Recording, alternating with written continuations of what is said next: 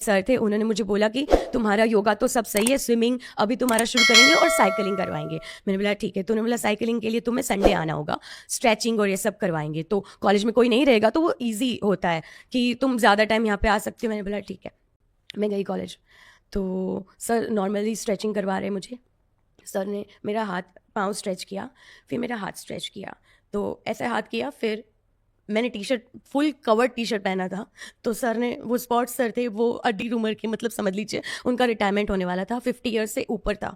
तो उन्होंने अंदर हाथ डाला और मुझे और बोला कि ये तुम्हारा साइज़ बड़ा है, इसको छोटा करना पड़ेगा।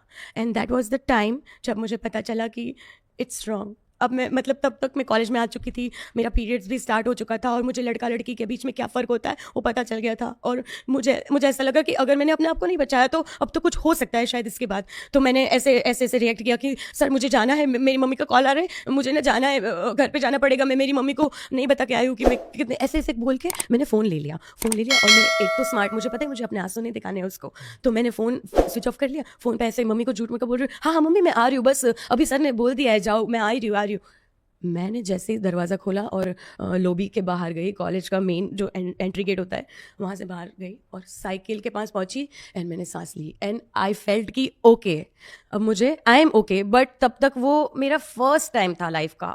बचपन में जो हुआ था वो इतना याद नहीं, लेकिन ये वाला तो समझ में आ गया ना कि इट्स रॉन्ग। ये अब आपकी क्या एज थी आपकी?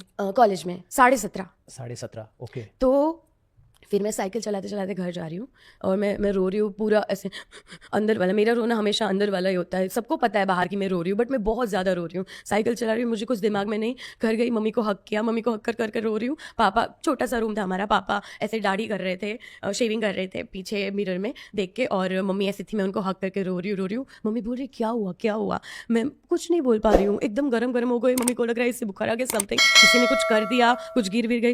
मैं कुछ बोल ही नहीं रही हूँ। मम्मी ने फिर बहुत ही ऐसे, पापा ने पूछा क्या हुआ, मैंने फिर सर के बारे में बताया कि सर ने मुझे यहाँ छुआ और ऐसा बोला, और मम्मी भी रोने लगी। मम्मी ने पीछे मुड़ के पापा के सामने देखा, पापा मुड़े और पापा ने बोला कि हम गरीब हैं, हम कुछ नहीं कर सकते हैं। तो आपने पुलिस स्टेशन जाना भी? नो, हम अगर आवाज़ उठाते तो हमारा कौन सुनता, सबसे पहली बात।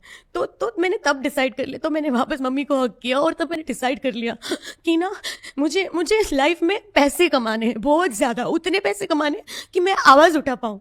कोई जब भी मैं बोलूँ किसी को कि मेरे साथ कुछ हुआ है, कोई मुझे कुछ कर रहा है, तो कोई मेरी बातों पे ऐसे नहीं कि ट्रस्ट ना करे, वो माने मेरी बात। और मेरे पास उतने पैसे आ गए होंगे तब अगर कोई मेरी बात माने ना माने, मैं खुद पुलिस के पास जाके बोल सकती हूँ ना, वैसा। तो मुझे इसलिए पैसे कमाने थे, इसलिए घर से बाहर निकल, क्योंकि मुझे पता चल गया कि ओके, मैं अब I am not safe, I know.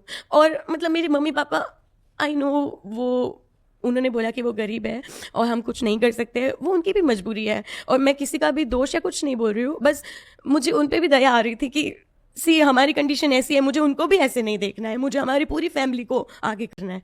तो बस उसी सोच से मैं बाहर निकल गई। लकीली तब मेरा पापा ने बोल दिया कि अभी स्पोर्ट्स तो जाना बंद, अभी कॉलेज में किसी लड़की के साथ ही जाना, और स्पोर्ट्स एक्टिविटी बंद हो गई।